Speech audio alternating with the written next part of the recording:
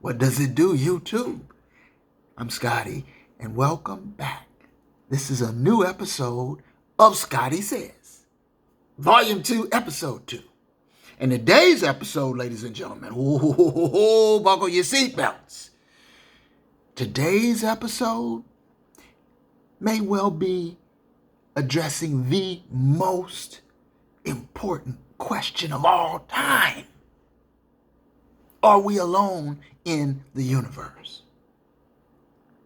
Today's episode, Unidentified Aerial Phenomenon, UAPs, or better known as UFOs. Yeah. Please like, share, subscribe, and let's dig right in. All right. First of all, the government or someone has done an extremely good job over the better part of 100 years now of confining talk about UFOs to the fringe, to the lunatic fringe, pretty much demonizing the very conversation. So anyone who even mentioned that they thought they saw something of that nature, an unexplained object in the sky, it must be a cuckoo bird. The media, and from there, and the media is very powerful, from there, I guess the government gave the media the marching orders, and the media ridiculed the subject, and the public picked up on it, and that's pretty much where it's been for, 70 years. But now we are living in the time of disclosure. It's an amazing thing to watch. Now, full disclosure, I have had an, let's say, extraordinary interest in this subject for the longest time. Way back to when I was just a wee little guy. We'll get back into that in just a bit. But for the first time ever, really, the conversation is being taken seriously now. The journalism that's being done on the subject, the New York Times articles, for example, some great programming, documentaries, etc. And mainstream media, broadcast news, covering the subject, being addressed in the halls of Congress, Senate reports, full disclosure now. And what we're learning, it's remarkable. The job that the government seems to have done over the course of the better part of a century at keeping a lid on this subject.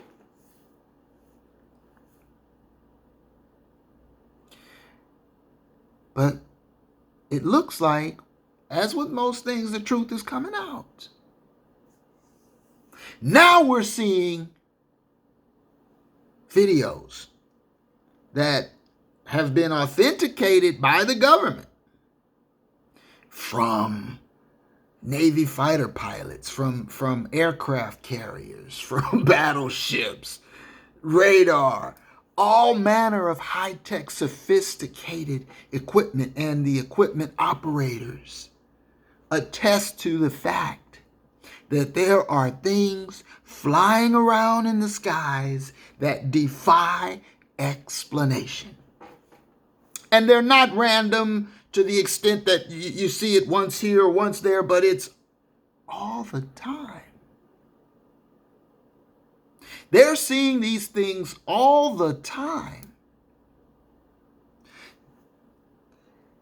There's now more and more footage released into the public domain of various shaped articles, spherical and cylindrical and triangular, pyramid shape, flying in all sorts of erratic and aerodynamic ways.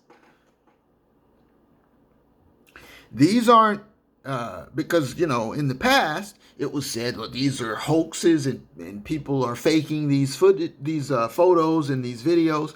But these are videos. These are surveillance from the finest military personnel, from the finest military equipment, from police, from airplane pilots, from fighter pilots. These aren't from people out in the backwoods drinking moonshine, telling lies. These are the people the government paid to be credible. And they say they see it all the time. Well, so it begs a very basic question. What are they seeing? Who's in control of it? Where does it come from? If it's not American, then whose is it? And by all consensus, it's not American. We're living in the time of disclosure. In a few days, next month, in June of 2021, there will be a report made to the U.S. Senate about this very subject, unidentified aerial phenomenon. It's being taken seriously, and as one senator remarked, if it's not ours and it's flying around in our airspace with impunity, somebody needs to figure out what's going on and who's in control of these things. We're living in a remarkable time. No longer, if you saw something, do you have to remain silent? Do you have to, for fear of being labeled a lunatic, for fear of being ridiculed, obviously being disbelieved? I'll tell you why this is so near and dear to my heart. Because, ladies and gentlemen, I saw an off-world vehicle. Okay? I saw an off-world vehicle. And I know it was. What I saw was not from this planet. Now, let me tell you the scenario. Okay? And, first of all, I'll say this is actually cathartic for me. This is therapeutic for me because what I saw was as a young child, as a boy, a kid. And what I saw was so vivid, so remarkable. I saw it so clearly that it's emblazoned in my mind. And here's the thing. For all those years since I saw what I saw, I've pretty much had to keep it inside. The handful of people that I did tell about it, I could tell either thought it was a joke, thought I was a kook, thought I was trying to pull their leg, a hoax, maybe that I was looking for attention. I don't know, whatever the disbelieving thoughts people have when they don't believe you, they had them. I don't think I ever met anyone that I actually told, and remember, I've only told a handful of people, but I don't think I ever met anyone who actually said, wow, I believe you, or that's amazing, tell me more, or tell me, what did you, it was always more kind of like, one particular response I'll never forget, it was a woman I was dating at the time. I told her, and her response when I told her this was, well, I don't believe in that kind of thing. Now, mind you, this is a devout, Bible-thumping, hallelujah Christian woman. But what I was telling her, she dismissed out of hand. Knowing that I'm not a frivolous person, a flighty person, I'm a very, no pun intended, I'm a very serious-minded person. She dismissed what I was telling her out of hand with a, I don't believe in that kind of thing. So what I just told you, you're saying you don't believe what I saw? You don't believe what I'm telling you? I learned, ladies and gentlemen, to keep it inside for years. And see, that, I think, can have a deleterious effect on a person when you're,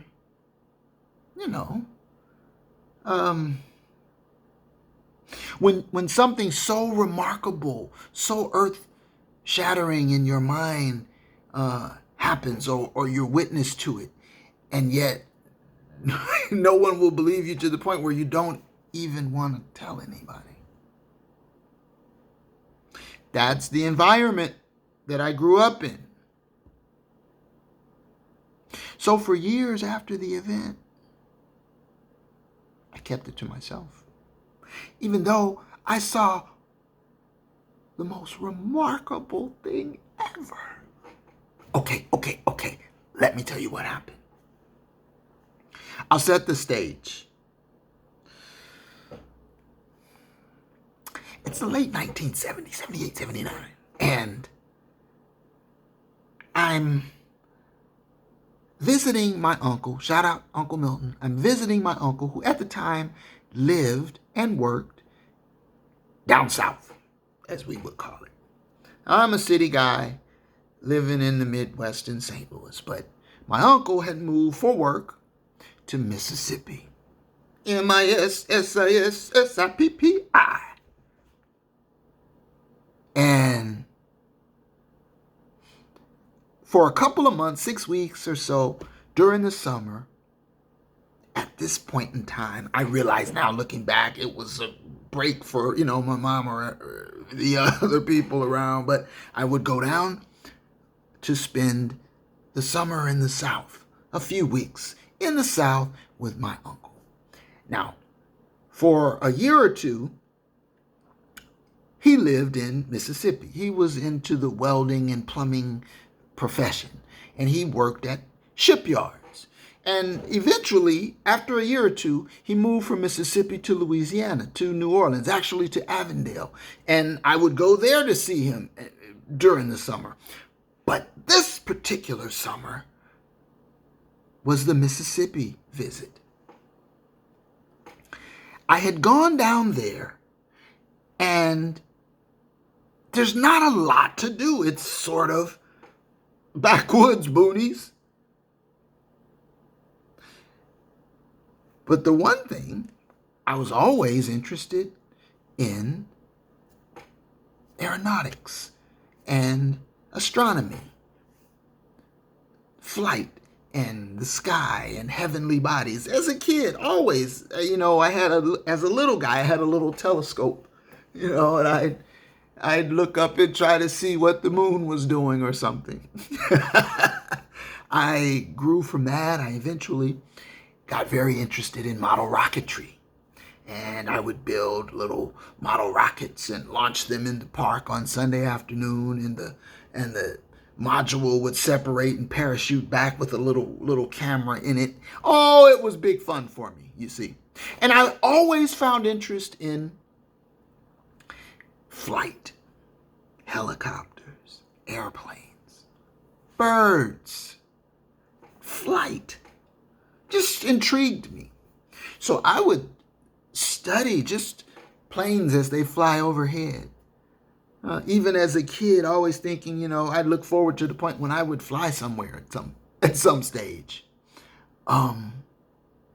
Very interested in the space program. As a child, this was just how my mind worked. And so, being in sort of backwoods Mississippi, one of the perks was that the night sky was not polluted. And so, as it turned out, while I was there, on a couple of nights, one night in particular, there was going to be an extremely excellent opportunity to watch the Perseid meteor shower. And I made up my mind to watch it. Now, the idea was I had to get up at about 2:30 in the morning or stay up and go out into the dark and watch the meteor shower. So I was excited to do it. And so at around about 2:30, I kind of got my wits about me. And I got my shoes on. And I went outside. Now remember, this is backwoods Mississippi. And it's 2:30 in the morning. And my little melanated self was definitely conscious of the fact that it may not necessarily be the safest place to be. But I was determined to see what a meteor shower, a real meteor shower, looked like. So I stepped outside in the dark, and it was this eerie kind of environment because the first thing I noticed, beside how dark it was how loud it was. The creatures, the insects had a chorus going. All manner of insects. I don't know what they all were out there, but just sounds of nature. But it was like loud, like not like in the daytime when there's activity and the sun's up and there are people, and it's like it was their time and they were keeping up a racket. All these insects and all these creatures out there in the darkness. Now, we were in a pretty sparsely populated town, and behind the house, directly behind the house, was a wooded area. And it was just like nature, and I'm just like out there in the dark, listening to the sound of all that natural activity. I started to try to focus. Okay, let me be about what I came out here for. So I started looking up, looking for the Perseids. And for a while, I just saw the standard night sky. And I thought, I wonder if I came out here for nothing.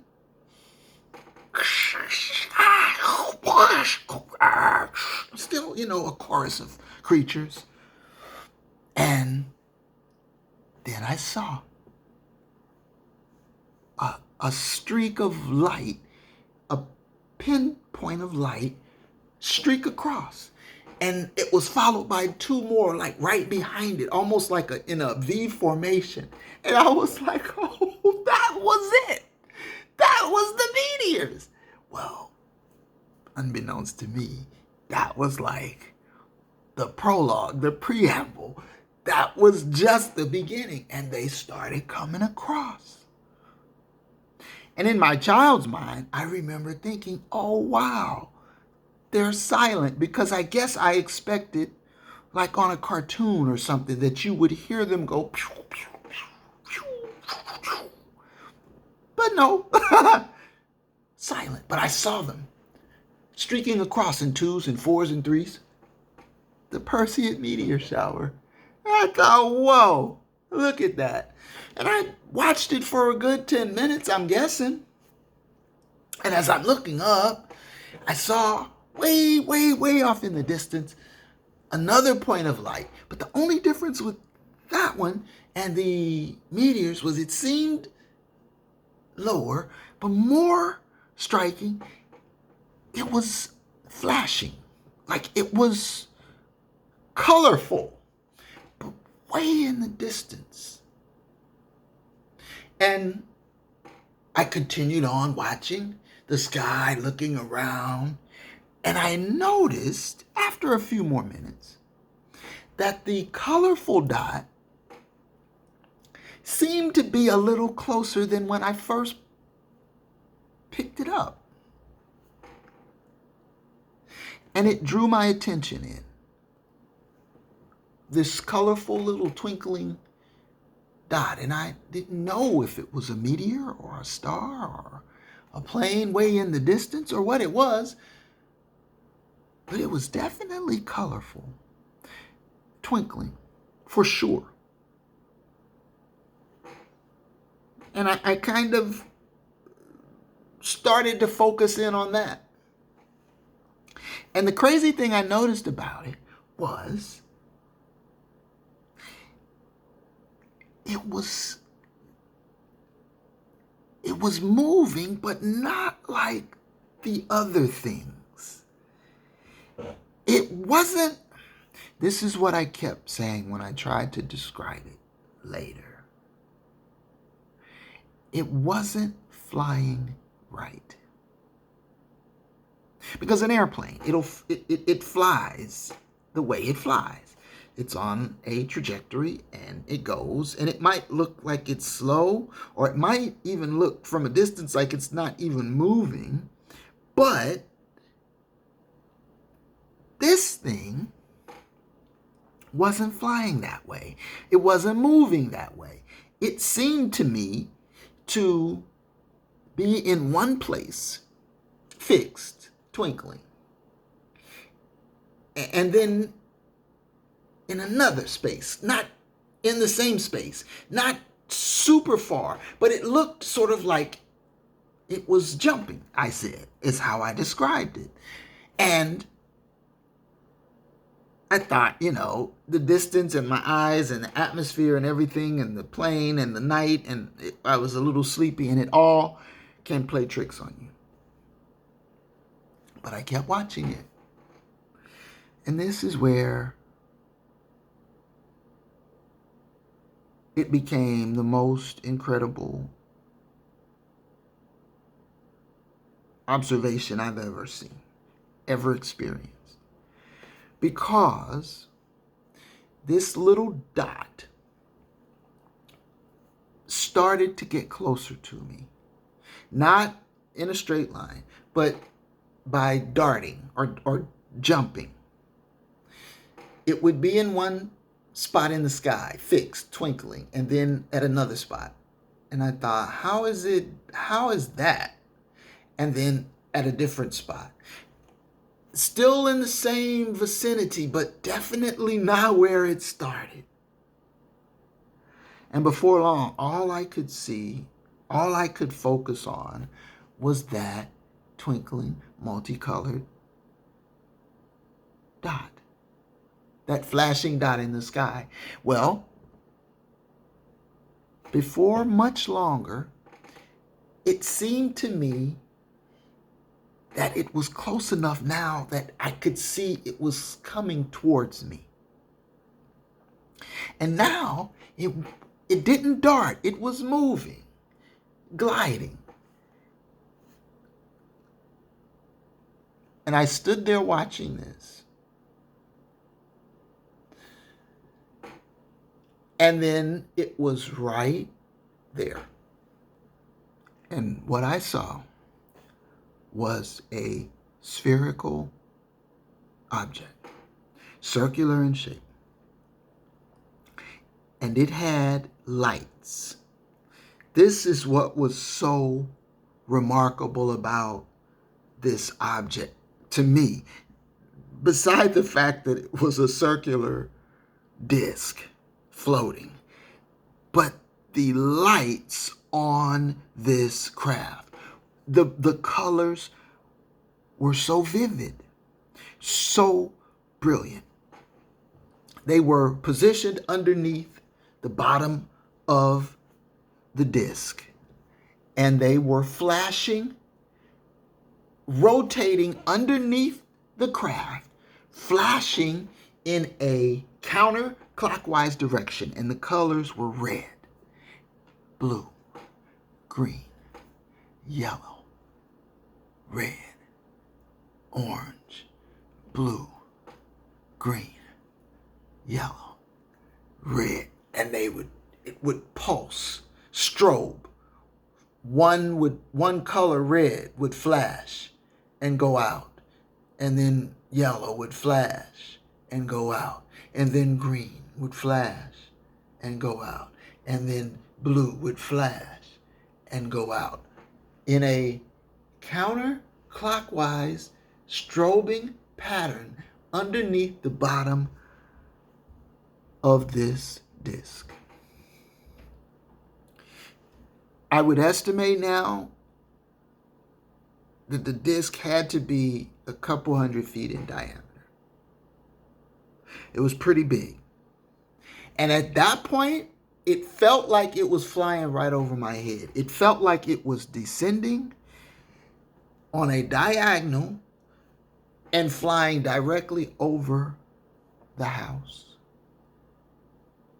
And the moment is frozen in time in my brain, watching this huge circular craft pulsing this vivid, brilliant, colorful light, strobing pattern underneath, gliding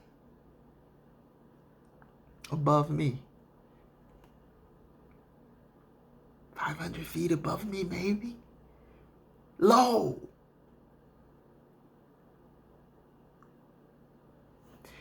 And there was not a sound.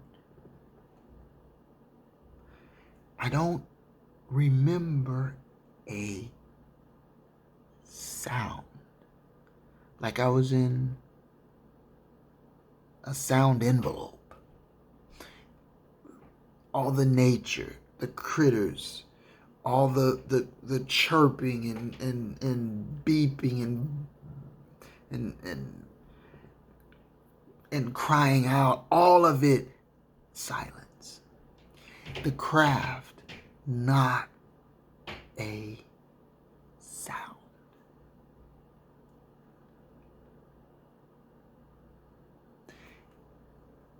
And I stood there, and in that moment, it felt like it could have been an eternity, but I'm sure it was just a few, 30 seconds.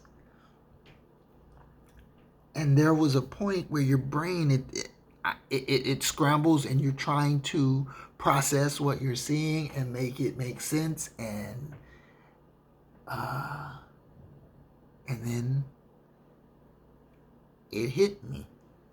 I felt overcome with the most intense, primal fear that I've ever felt. It just washed over me.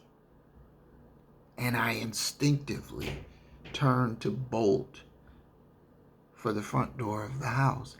And it all feels like it was in slow motion.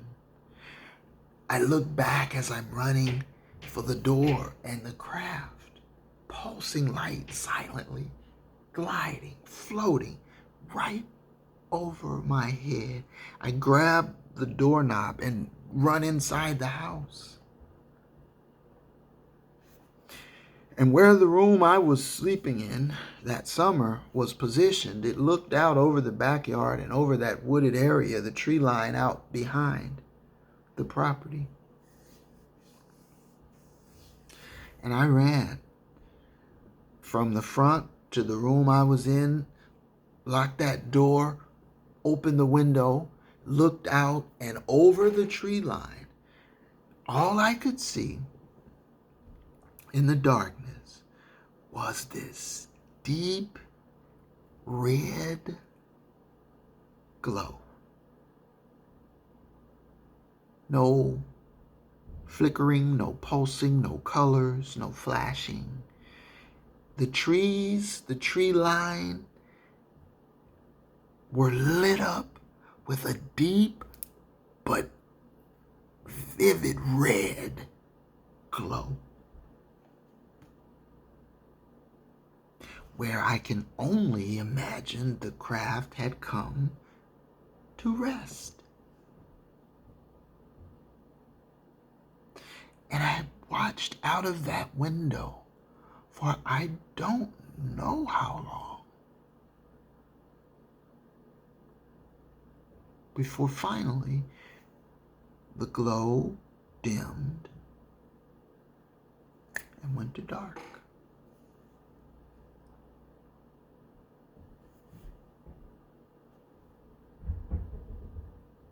I saw an off-world vehicle. What I saw was not manufactured on planet Earth. I'm certain of it.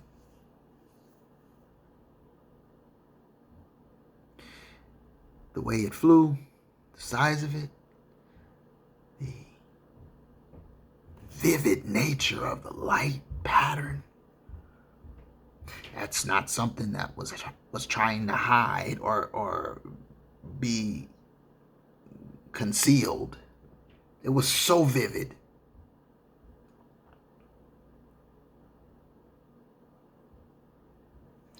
Now, I don't know who was on board or what was,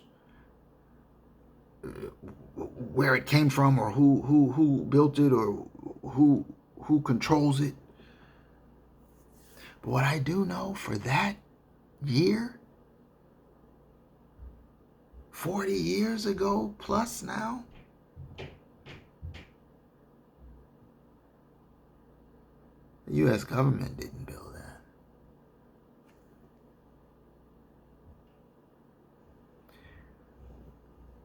I told a handful of people about it, but as I mentioned, I think everybody that I mentioned it to just took me as an over-imaginative kid telling tales.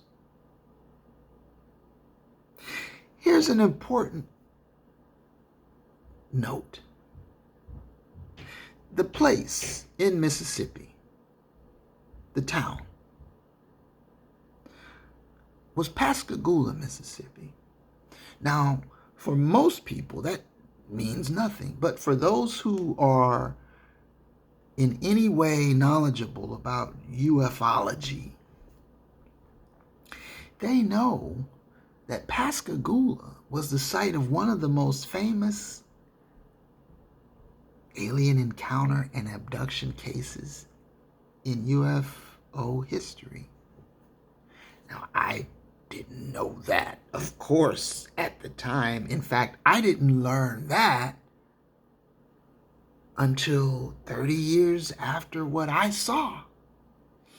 But just by some strange quirk of fate, my uncle got a job at the Pascagoula, Mississippi shipyards.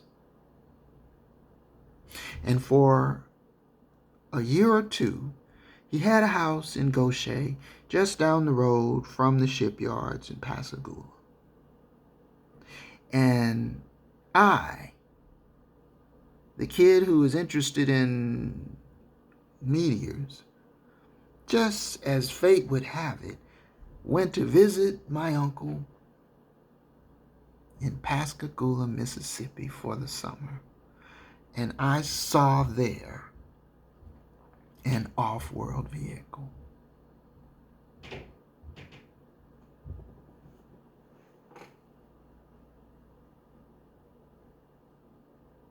So I'm glad to get it off my chest because everything I told you is true. It happened.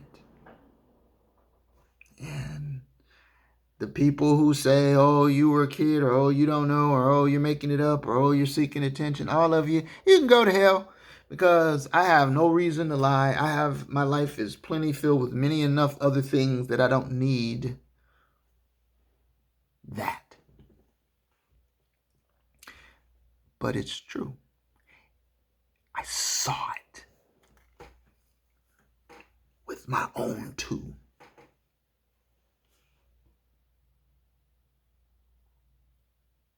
And the story should be told. I shouldn't have to take that to my grave. So now, I feel better. It's out there.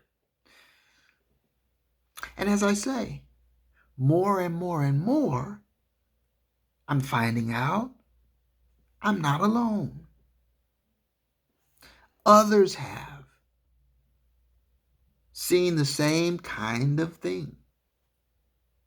And all of that ridicule and derision and scorn that they tried to heap on people who said they saw these things for all those years, there's some vindication in that it was a part of a government campaign to discredit us, the people who saw these things. And the skeptics, to Neil deGrasse Tyson, for example, let me just say this. Sir, with all due respect, if you ever saw Seth Shostak at SETI, the people of this ilk, if you ever saw what I saw, you would be quiet. You would hush in terms of your disbelief. Because what I saw, there is no earthly explanation for it. Mr. Tyson, Mr. Shostak, and others. The skeptic contingent. Just because you haven't seen it doesn't mean the people who have are lying or hoaxing or delusional. Now, I'm sure there are some who are those things, but I'm not one of them. It's gospel, and you can bank it. Scotty says. I saw an off-world vehicle. I'm certain of it. Now, what does that mean in terms of the deeper questions? There's a million different scenarios. And maybe it's worth going into it another video. I mean, please leave me a comment. What do you guys think? Have you ever seen anything like that? Do you think people who have are all just seeking attention? No, don't comment with that. This was cathartic. If you're a doubter, keep it to yourself. Keep it on your side of the YouTube universe. But definitely, by all means, leave me a comment. Please like, share, subscribe, and stay tuned for the next episode of Scotty Says. Till then, one love.